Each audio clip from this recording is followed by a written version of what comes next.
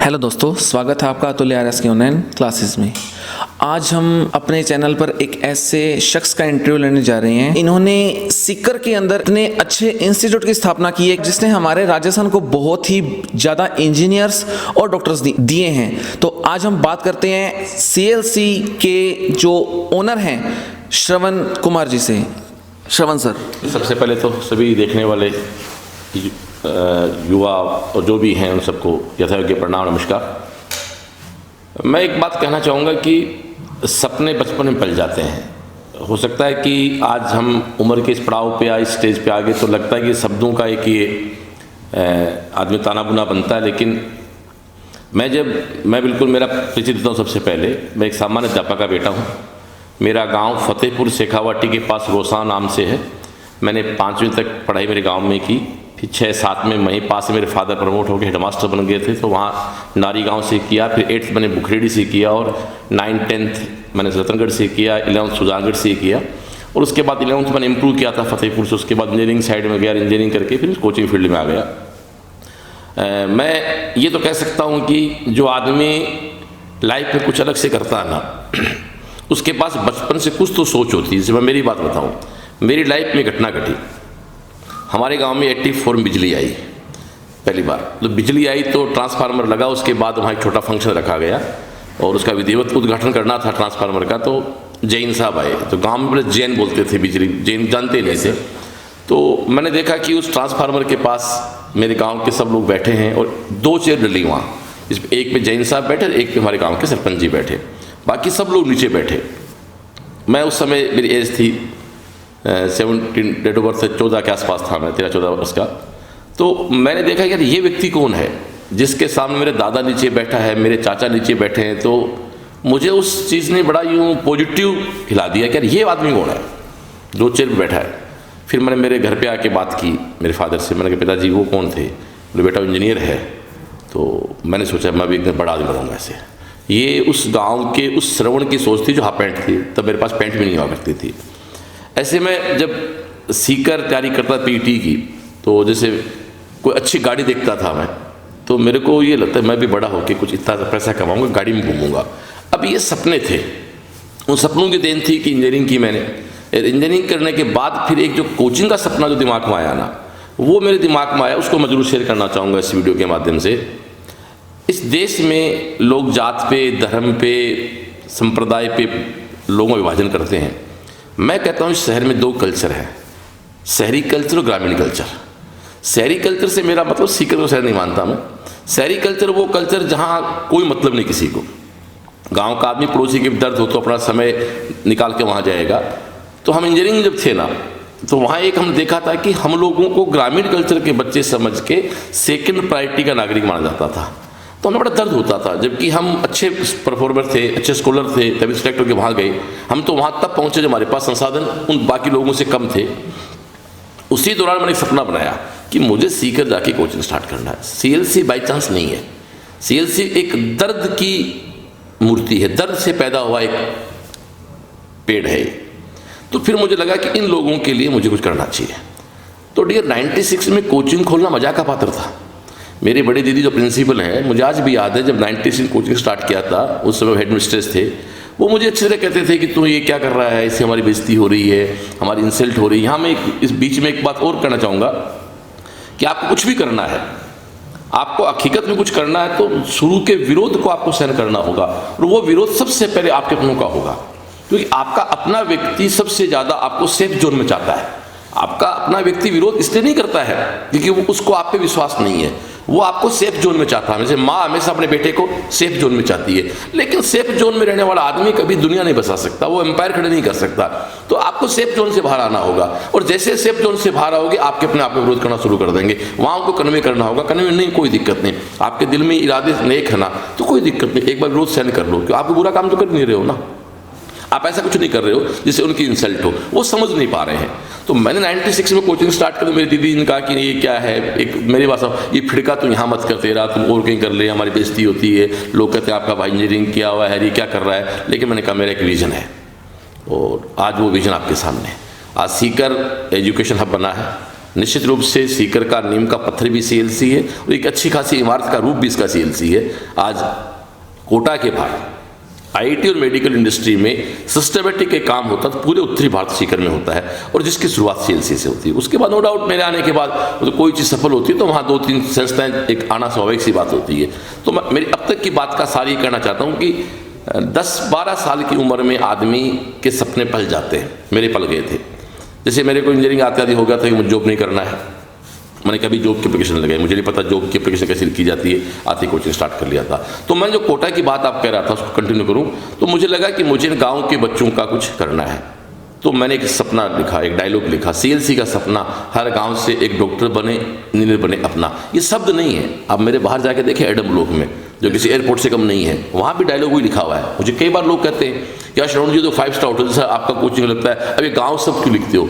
तो मैं एक बात कहता हूँ, आम के पेड़ के आम ही लगेंगे, आज लगो चाहे 20 साल बाद लगो, आम का पेड़ हमेशा आम ही देगा। CLC ने हमेशा ग्रामीण बच्चे, मिडिल फैमिली बच्चे, अपर मिडिल क्लास बच्चों के लिए काम किया है। आप हनुमानगढ़ से आप हैं तो आपके हनुमानगढ़ के आसपास के सब हर 2-4 गाँव में मेरे डॉक्टर मिल जाता है, मेरा एक इंजीनियर मिल जाएगा, मेरा करीब सारे गाँव से मिल जाते हैं। तो वो मेरा सपना ऑलमोस्ट मानता हूँ कंप्लीट होने जा रहा है। तो मैं ये कहना चाहूँगा दर्शकों को जो यंगर्स हैं उनको कि भाई आप सपने बनाएं और जिस सपने का जितना ज्यादा विरोध होगा ना तो मान के चलना आपको बड़ी बात करने जा रहे हैं। और आपके खुद के लोग जितना विरोध कर रहे हैं इसका मतलब बड़ी छलांग लगाने जा रहे हैं, ताकि वो आपको इसलिए चिंतित नहीं है कि उनको आप पर ट्रस्ट नहीं है। मैं फिर से रिपीट करता हूँ, वो इसलिए चिंतित है कि आप सेफ जोन से बाहर जा रहे हो। तो मेरा अब तक की बात का सार तो ये कि आपको सेफ जोन से बाहर आना होगा। कोई डायलॉग है ना कि हवाई जहाज सबसे सेफ कब है? एयरपोर्ट पे है, बट उसका निर्माण एयरपोर्ट पे नहीं हुआ है बनने की, उसको टेक ऑफ होना ही होगा।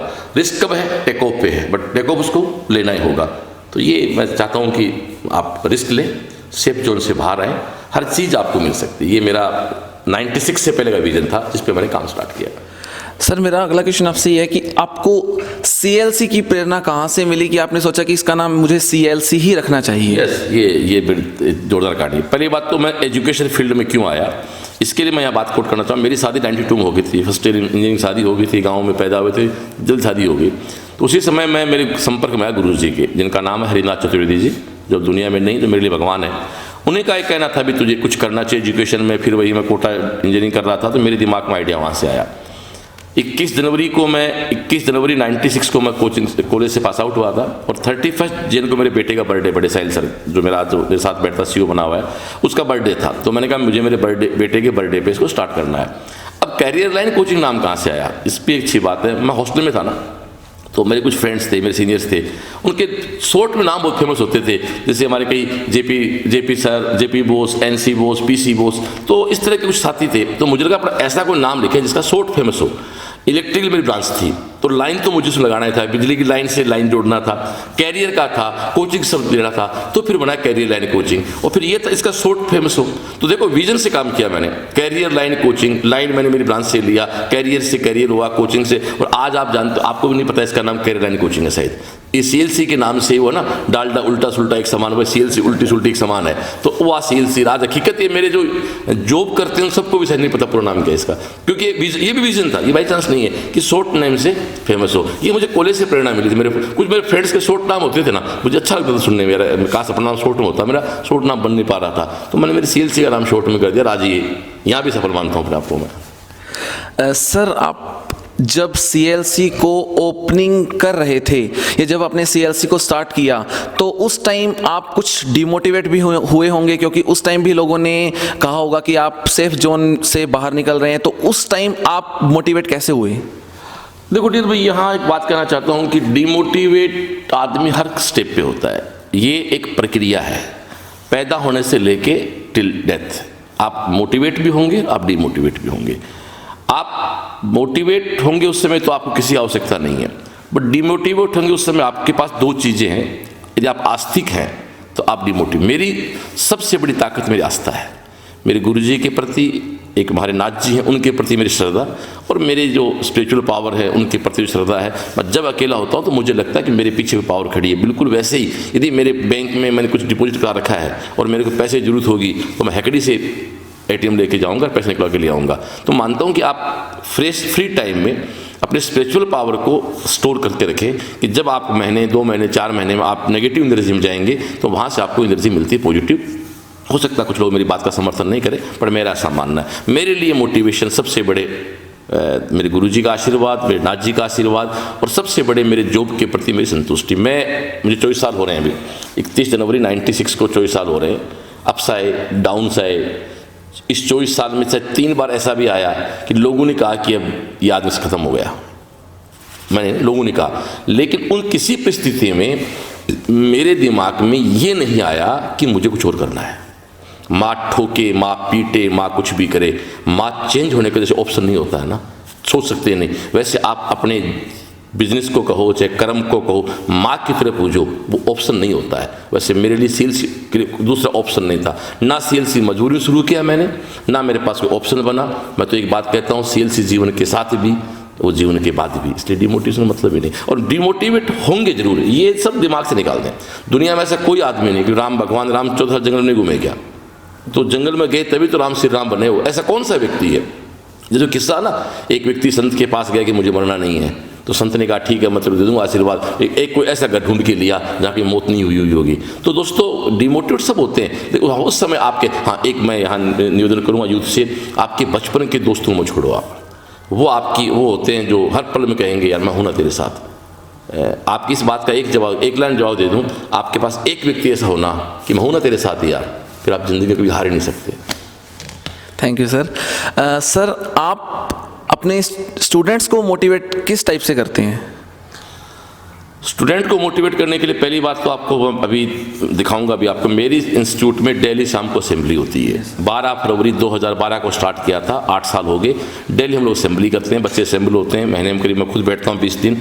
और माफ़ी चाहता हूँ मेरी बात छोटा हूँ बड़ी बात लगे, पहली बात तो मेरे बच्चे में खुद ही प्रेरणा हूँ। मैं कहता हूँ मैं उठता हूँ 6 बजे, सोता हूँ 11 बजे, मेरे पास इतने ज़्यादा काम है यार, मैं मस्त हूँ, तो भाई तू परेशानी में क्यों है? और दूसरी बात है कि मैं जीता बच्चों के लिए हूँ। ये तो मेरी माँ कहती है, मेरी माँ कहती है जब ये परेशान होता है इसको बच्चों के बीच ले जाओ। हकीकत ये है, मैं तो परेशान होता हूँ, हर आदमी होता है, तो मैं सेल से आ जाता हूँ तो फिर वो परेशानी खत्म हो जाती है। मेरे तुझे एक किसान को अपनी फसल देख के खुशी होती है ना, मुझे मेरे बच्चे देख खुशी होती है। इसे आप देखा होगा मेरे बच्चों की ड्रेस का रंग भी पीला है, कि मैं किसान का छोरा हूँ। पीला रंग किसका होता है? सरसों का। बहुत प्यारा खेत होता है वो, तो सरसों का खेत जितना प्यारा होता है ना, उतना प्यारा मुझे मेरे बच्चों यूनिफॉर्म लगती है। इसलिए मेरे यूनिफॉर्म भी कलर भी पीला कर रखा है, ताकि मुझे मेरे वो फील भी बनी रहे मेरे साथ।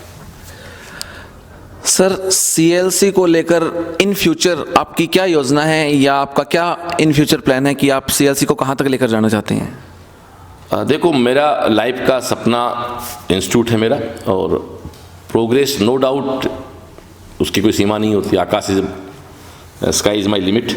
मैं इतना जरूर कह सकता हूँ 96 से लेके, थोड़ा सा परिचय दो इंस्टीट्यूट का, 96 से लेके 2016 तक मैं अकेला था, पढ़ाता भी था, सब मैनेज करना होता, तो मेरी स्पीड प्रॉपर मेंटेन नहीं हो पा रही थी। एक व्यक्ति होता है। 2016 के बाद मेरा बेटा अपनी डिग्री NIT रणसी पर कंप्लीट करके मेरे साथ खड़ा हुआ। मेरे साले साहब नरेश जी हैं, उनको मैंने साथ खड़ा किया। ये जो कैंपस आप देख रहे हैं, जहाँ ठीक सी व्यवस्था हम लोग कर रखी है, ये कैंपस हमने खड़ा किया। तो हकीकत देखा जाए तो 2016 के बाद CLC व्यवस्थित तरीके से अब हुई है। पहले भी व्यवस्थित थी, बट पहले कुछ अव्यवस्थाएँ हो जाती थी due to manpower, lack of manpower. आज ऐसी कोई दिक्कत नहीं है, बाबा का आशीर्वाद है। और मैं तो ये कह सकता हूँ, आप बड़े यूथ की भाषा में, पार्टी भी शुरू हुई है। अभी तो CLC ने चलना सीखा ही कहता हूँ मैं तो। आने वाले 2-3 साल में शायद, और सपना एक ही है, हो सकता है देखने वाले और सुनने वाले सभी हो थोड़ा मुझे प्राउडी भी समझे यहाँ से। मेरा सपना है कि मैं देश के किसी बस स्टैंड पे जाऊँ, चाहे एयरपोर्ट पे जाऊँ, मुझे मेरे स्टूडेंट मिले जय CLC बोलने वाले। मेरा इसका कोई सपना नहीं है। मैं कहीं, और आज ऑलमोस्ट हो चुका है। बस एक ही सपना, जहाँ भी कहीं जाओ 2 लोग आपको, आपके स्टूडेंट मिले जो आपको प्रणाम करें, नमस्ते करें, कुछ आपके लोग अपने मिले। ज़िंदगी में एक ही है, आप कहीं जाते हो तो 2 लोग ऐसे भी होने चाहिए जो आप प्रणाम कर सकें, 2 ऐसे भी हों जो आपको प्रणाम करें। इसका मतलब आपका एक सफलता का नेटवर्क बन चुका है। सर एक स्टूडेंट की क्या रणनीति होनी चाहिए कि वो अपने टारगेट को कम टाइम में और बहुत जल्दी ही अचीव कर सके?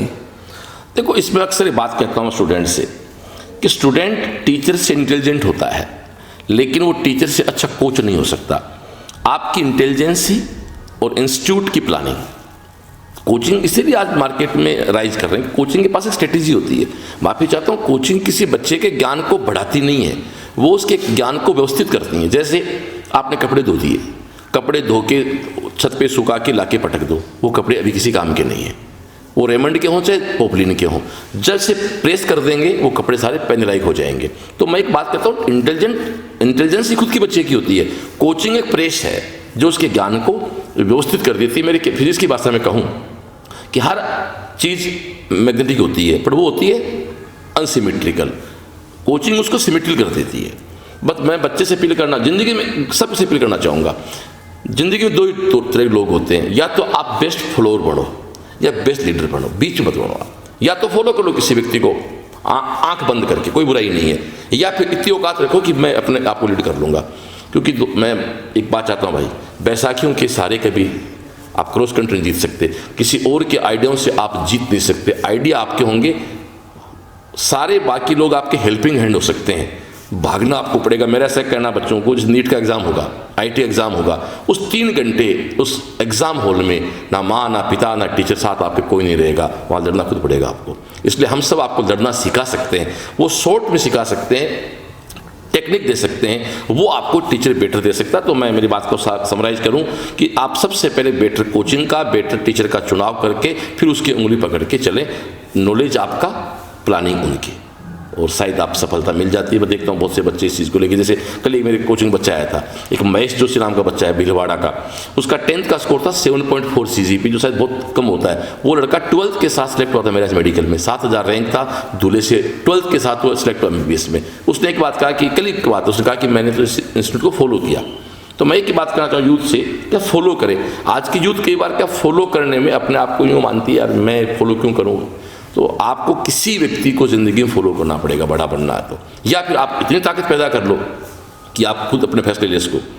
और आपने मान लो 5-6 फैसले लिए, वो आपके फैसले सारे अच्छे पड़ रहे हैं, तो आप इसका मतलब you are going proper track. और आपके 5-6 फैसले सब गलत पड़ रहे हैं, इसका मतलब आपको डिसीजन लेना नहीं आता, तो आप किसी की सहायता ले सकते हैं। सीधी बात ये सर, कहा जाता है कि जो कोचिंग से एक प्रकार से बिजनेस बन चुका है इस टाइम, एट ए टाइम अगर देखा जाए तो सर इसमें आप क्या कहना चाहेंगे।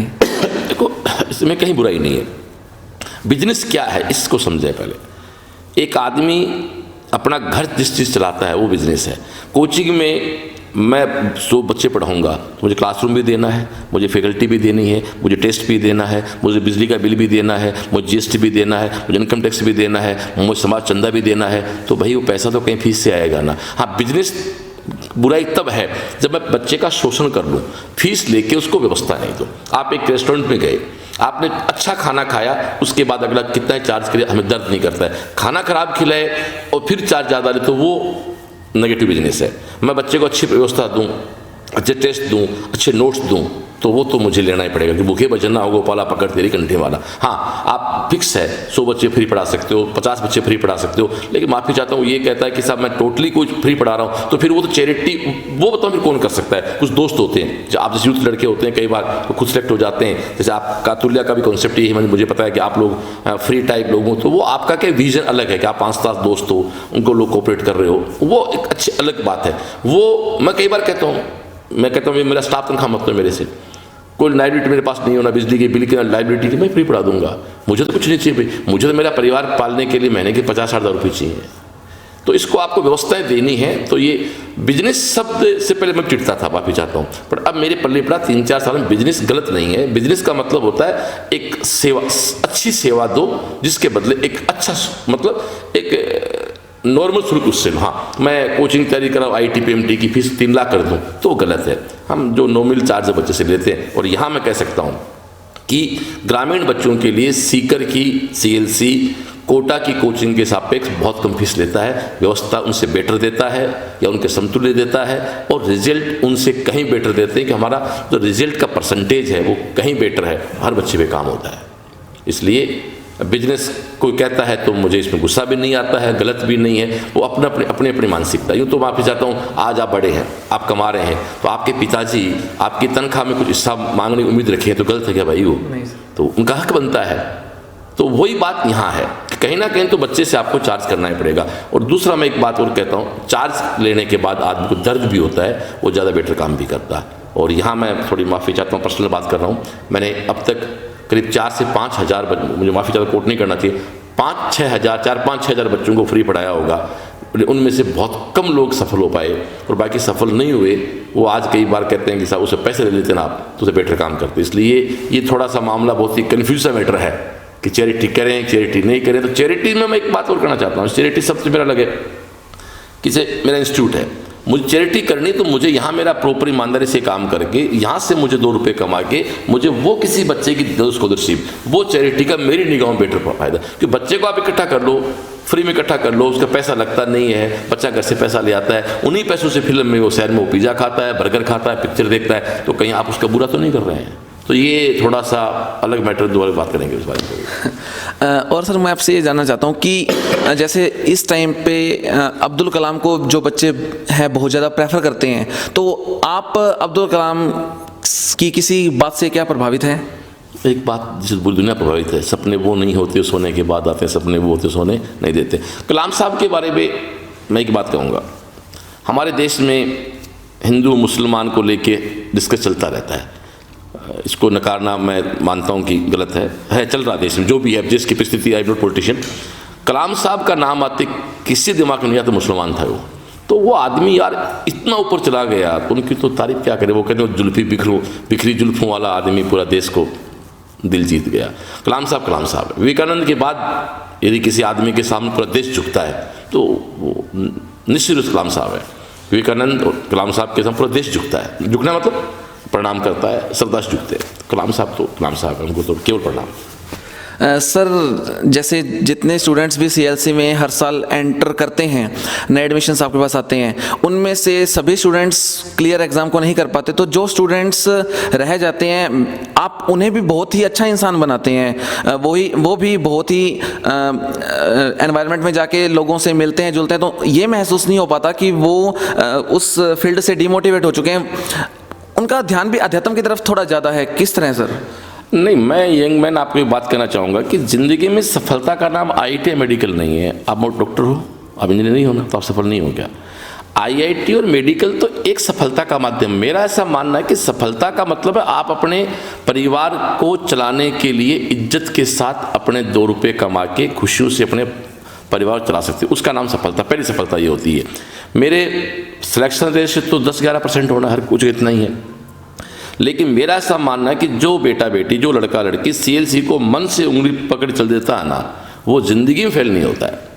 और इसका एग्जाम्पल है, मैं जाता हूँ कि ब्याह शादी फंक्शन में, तो मेरे सैकड़ों बच्चे मिल जाते हैं जो कहते हैं सर हमने तैयारी की थी, सिलेक्टेड आज हम। एक आपके हनुमानगढ़ में एक नूर भादरा जगह है, वो प्रवेश लड़का है मेरा, कुछ दिन पहले आया था, वो हरियाणा सरकार में स्कूल लेक्चरर है, तैयारी की थी मेडिकल की, नहीं हुआ, स्कूल लेक्चर बन गया। ऐसे बहुत से बच्चे, अभी एग्जाम हो रही स्कूल लेक्चर की, राजस्थान में एग्जाम चल रही है। मैं दावे से कहता हूँ फिजिक्स केमिस्ट्री मैथ बायो में देखना हमारे बहुत से बच्चे निकले मिलेंगे आपको। मुझे बहुत खुशी हुई जब मैं एक बार कहीं गया, एक बच्चा मुझे पटवारी मिला। मुझे तो पटवारी कैसे बन गया भाई? अपन तो बोले PMT की तैयारी की, फिर ग्रेजुएशन किया, तो पटवारी के एग्ज़ाम में जो मैं बच्चे को मेहनत करना सिखाता हूँ। मेरा एक सीधा तरीका कि मेरा ऐसा मानना है कि आप अपनी बॉडी को वर्क कल्चर में लेके आ जाओ, फिर आप कहीं मात नहीं खाओगे। आप चाय की दुकान चलाएं, चाहे सोने का शोरूम चलाएं, सुबह 7 बजे से लेके शाम को 8 तक आपको काम करना। तो मेरी सफलता का परिभाषा है कि मैं मेरे हर बच्चे को काम करना सिखा देता हूँ। ये मेरा प्रयास रहता, बाकी तो ईश्वर हम तो माध्यम है, कराना भगवान होता है। सर मैंने ये भी देखा है कि आप स्टडी के साथ साथ कविताएं भी लिखते हैं, तो महाराणा प्रताप की कविता। मैं माफ़ी चाहता हूँ, लिखता नहीं हूँ, मैं कुछ नहीं लिखता। हरे घास की रोटी कविता है जो लिखी की सीसेटे साहब की लिखी हुई है, मैंने उसको गाया है।